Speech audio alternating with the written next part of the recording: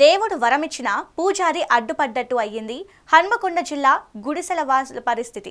Double bedroom ఇండ్లు నిర్మించి 8 సంవత్సరాలు గడుస్తున్నా కూడా ఇప్పటికీ పేదలకు ఇవ్వకుండా ప్రభుత్వ పెద్దలు కాలయాపన చేస్తున్నారు.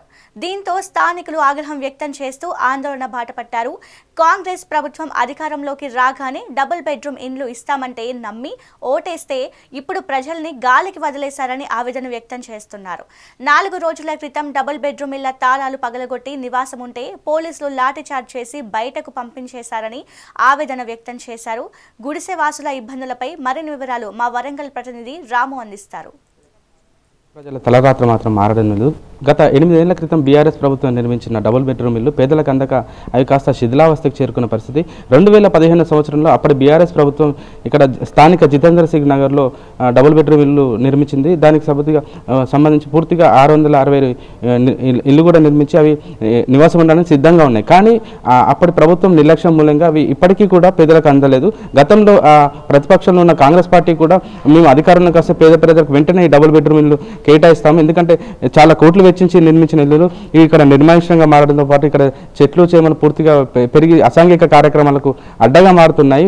డబుల్ బెడ్రూమ్ ఇళ్ళ వద్ద ఉన్నాం. ఇక్కడ వీటి పరిస్థితులు ఏంటో మీకు చూపించే ప్రయత్నం చేస్తాం. ఇక్కడ కూడా పూర్తి స్థాయిలో ఇక్కడ వీళ్ళు డోర్స్ క్లోజ్ చేసి వీళ్ళని ఎవరిని రానివ్వకుండా కూడా పోలీసులు కట్టడి వేసిన పరిస్థితి. ఒకసారి ఇక్కడ చూస్తే కనుక పూర్తిగా కూడా ఇది శిథిలావస్థకు చేరుకొని కొన్ని కోట్లు ఖర్చు పెట్టి ప్రభుత్వం నిర్మించిన ఇల్లులు ఇక్కడ నిర్మానుష్యంగా ఉండడం పట్ల ఇక్కడ కొన్ని అసాంఘిక శక్తులు ఇక్కడ అసాంఘిక కార్యకలాపాలు చేపట్టడంతో పాటు స్థానికంగా ఉన్న కొంతమంది కూడా ఇక్కడ ఇల్లీగల్ యాక్టివిటీస్కి పాల్పడుతున్నారు అనిపించి ప్రతిసారి కూడా ఇక్కడ ఆరోపణలు వస్తున్న నేపథ్యంలో కొంతమంది అప్పుడప్పుడు కూడా ఇక్కడ కొంతమంది పోలీస్ ప్రొటెక్షన్ ఏర్పాటు చేసిన పరిస్థితి. అయినా కూడా ఇక్కడ ఎలాంటి మార్పు రావడం లేదు. మనం విజువల్స్లో చూడొచ్చు పూర్తిగా ఇక్కడంతా దుర్గంధంగా మారి అసలు చూడడానికి కూడా చాలా అసహ్యంగా కనిపిస్తున్న పరిస్థితి. ఇంత జరుగుతున్నా కూడా ప్రభుత్వం పేద ప్రజలకు ఈ ఇల్లు ఇస్తే వాళ్ళకు కొంచెం నివాస యోగ్యంగా ఉంటుంది.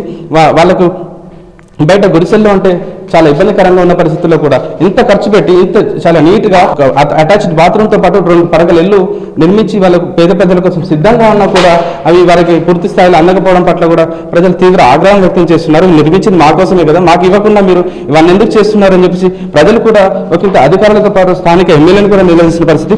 గతంలో బీఆర్ఎస్ అధికారం ఉన్న సమయంలో కూడా కొంతమంది బీఆర్ఎస్ నేతలపై కొంత అవినీతి ఆరోపణలు కూడా వచ్చాయి. అప్పుడున్న పరిస్థితుల్లో కొంతమంది బీఆర్ఎస్ నేతలు ఈ డబుల్ బెడ్రూమ్ ఇళ్లను కొంతమందికి డబ్బులకు అమ్ముకొని వాళ్ళకి ఎవరైతే పరిచయిస్తుంటారో వాళ్ళకే ఈ డబుల్ బెడ్రూమ్ కేటాయించే విధంగా వాళ్ళు వ్యవహరిస్తున్నారని చెప్పేసి చెప్పొచ్చు. ప్రస్తుతం హన్మకొండ నడిబొడ్డులో ఇక్కడ గుడిసెవాసులు నివాసం వేసుకుంటాం ప్రదేశంలో ఉన్నాం. నా వెనుక చూస్తే గత ప్రభుత్వం 7-8 ఏళ్ల క్రితం పేద ప్రజల కోసం నిర్మించిన డబుల్ బెడ్రూమ్లు ఉన్నాయి.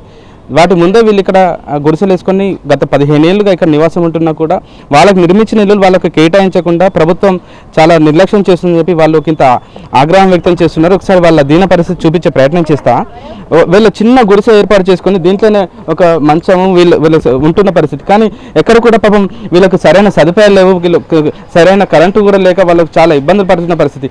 ఇలాంటి మా కోసం నిర్మించిన ఇల్లు మాకు ఇవ్వకుండా మమ్మల్ని చాలా ఇబ్బందులకు గురి చేస్తున్నారు. ఇప్పుడు వర్షాకాలం వస్తుంది. వర్షాకాలంలో ఇక్కడ పూర్తిగా కూడా మురికి నీరు చేరుకొని మాకు దోమలు వ్యాపిస్తాయి. మాకు వాటి ద్వారా పిల్లలు కూడా చాలా సార్లు జబ్బుల పడిన పరిస్థితి ఉంది. ఆగ్రహం వ్యక్తం చేస్తున్నారు. మనతో పాటు కొంతమంది ఉన్నారు, వాళ్ళతో మాట్లాడించి ఇచ్చులు లేదు, ఏం లేదు. తిరిగినప్పుడల్లా మా పెద్ద మనుషులు ఇస్తానా అని చెప్పి మమ్మల్ని మోసం చేసి ఆయన పోయిండు.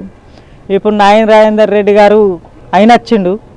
ఆయన కూడా కనీసం మాకు ఆ ఎంఆర్ఓలు 300-400 మంది ఎంఆర్ఓలు ఎంక్వైరీ చేసిండ్రు, కానీ మా కసరోళ్ళకే రాకుండా ఆగం చేసిండ్రు.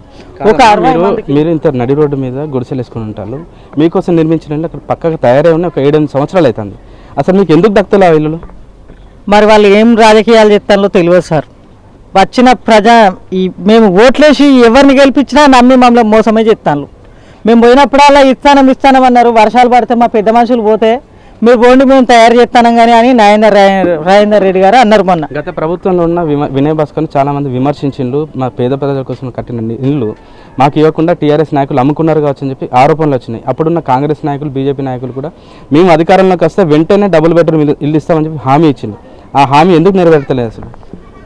అది భగవంతుని కెరక.